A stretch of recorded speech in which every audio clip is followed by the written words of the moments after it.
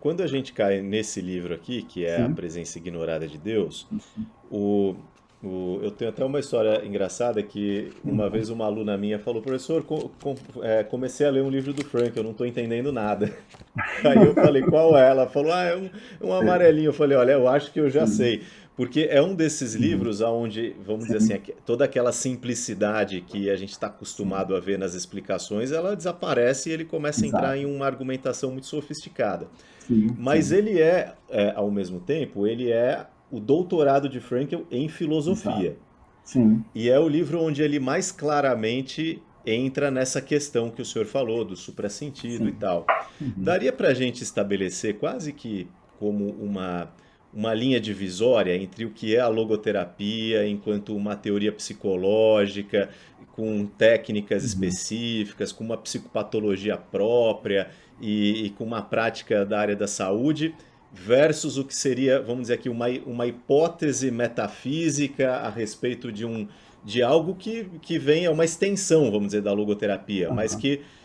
Porque o que eu vejo, professor, assim, se esse livro não Sim. tivesse sido escrito, a Sim. minha prática logoterapêutica seria a mesma. Sim.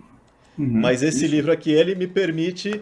Tá, e para além disso tudo, a gente pode especular em Sim. alguma. Ah, pode, olha, dá pra pensar sobre isso. É. Porque, ao mesmo tempo, ele não crava uma posição, né? De dizer, Sim, ele está claro. sempre colocando de uma forma meio Sim. especulativa, como uma possibilidade. Dá para fazer essa distinção, professor, do que é essa obra filosófica pura do Frankl com a obra mais Aham. clínica ou mais Sim. terapêutica? Eu vou falar uma experiência que eu tive de um teólogo, né? Um curso que eu ministrei anos atrás, né? Uma especialização lá em Quixadá, né? No interior do Ceará, né? E lá tinha um teólogo, né? E eu gostava muito de dialogar com ele, né? E ele disse que leu esse livro e ficou extremamente frustrado, porque esperava que fosse um livro de teologia, pelo título. E Uhum, não, ele, na compreensão dele, não era um livro de teologia. Eu fiquei aliviado também. uhum, que O bom. Frank de fato, não está fazendo teologia nesse livro. Né? Como equivocadamente, às vezes, ele é acusado. Né? E esse livro também, ele está trazendo a sua prática clínica, e ele vai introduzir essa ideia do inconsciente espiritual, vai destrinchando cada vez mais sobre isso. Sim. Né? Então, ele vai construindo a partir dos seus atendimentos clínicos, da sua prática como psicoterapeuta, vai construindo uma teoria sobre o inconsciente espiritual e adentra na dimensão onírica, a dimensão dos sonhos, sonhos Uhum, religiosos também, né? sim. Em pessoas não religiosas. Então ele vai Uhum, adentrando e vai fazendo. Aqui ele faz uma psicologia da religião. Ele tem uma grande contribuição para a psicologia da religião, uhum, né? Porque ele vai fazendo, claro, também a partir da prática clínica, né? Vai percebendo essa repressão da religiosidade. E, na verdade, quem reprimiu a religiosidade foi Freud, quando fecha a porta da religião, definindo a religião como a neurose obsessiva da humanidade. Né? Frankl deixa a porta como uma aberta. ilusão, né? O futuro de uma Sim, ilusão. uma ilusão, né? Um equívoco, né? Algo E às que vezes um delírio. Né? tendia a desaparecer na Sim, medida em que a sim. racionalidade evoluísse. E não desaparece, né? Esse fenômeno, como Jung também já observava, né? Agora, Frankl também não empurra ninguém pela porta da religião. É o ser humano que decide. Né? Frankl deixa essa espontaneidade entre o ser humano passar ou não pela soleira da sua religião ou da religiosidade.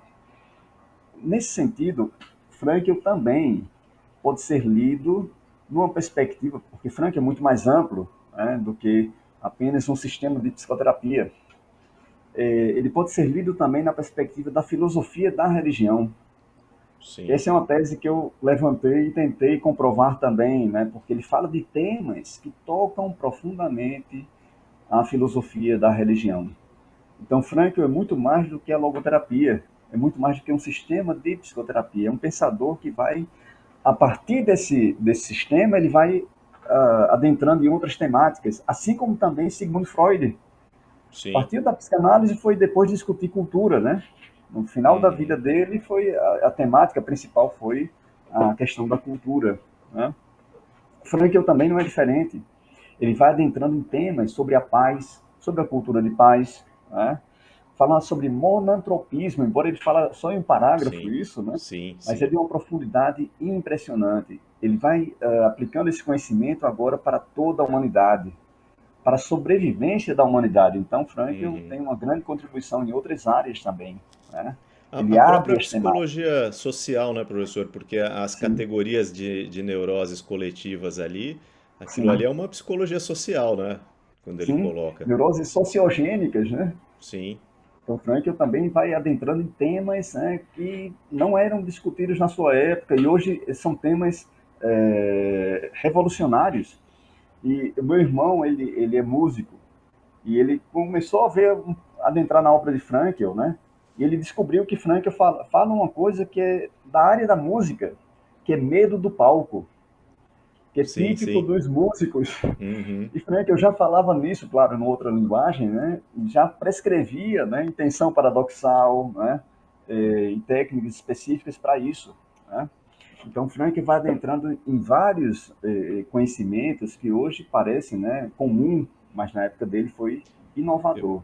eu vejo, professor, nisso que o senhor está falando aí, uma das coisas que acho que mais comprovam a genialidade do Viktor Frankl, Uhum. porque se a gente for parar para pensar que a logoterapia ela começa de fato a ser desenvolvida na cabeça do jovem Viktor Frankl na década de 20 do Uhum. século passado, então a gente está falando Sim, de uma ideia cujas primeiras linhas começa a ser escrita há 100 anos, sim, praticamente exatamente. 100 anos. Sim, É, uhum. e o quanto essa, por exemplo, hoje se fala muito a visão holística de ser humano, já está lá no Viktor Frankl.